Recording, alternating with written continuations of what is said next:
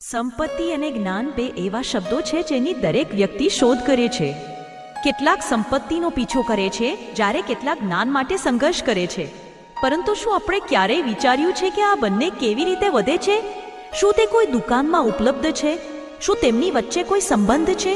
અથવા તેઓ એકબીજાના વિરોધી છે? ના, તેઓ વિરોધી નથી, પરંતુ પૂરક છે. તેઓ સાથે આગળ વધે છે, પરંતુ જો જ્ઞાન પહેલા આવે છે તો સંપત્તિ તેનો પડછાયો બની જાય છે. અને જો સંપત્તિ પહેલા આવે છે તો જ્ઞાન છવાઈ જાય છે. પરંતુ આ સમજવા માટે ફક્ત વિચારવાની જરૂર નથી, પરંતુ અનુભવની જરૂર છે. અને આજે હું તમને શબ્દોના ધાબળામાં લપેટાયેલો અનુભવ આપવા માંગુ છું. મિત્રો, આજનો વિડીયો અત્યંત માહિતીપ્રદ બનવાનો છે.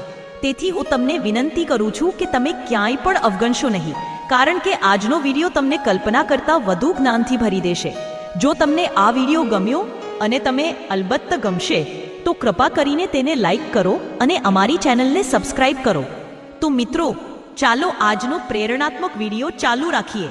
મિત્રો, એક ગામમાં અર્જુન નામનો એક છોકરો રહેતો હતો. તે ખૂબ જ ગરીબ હતો.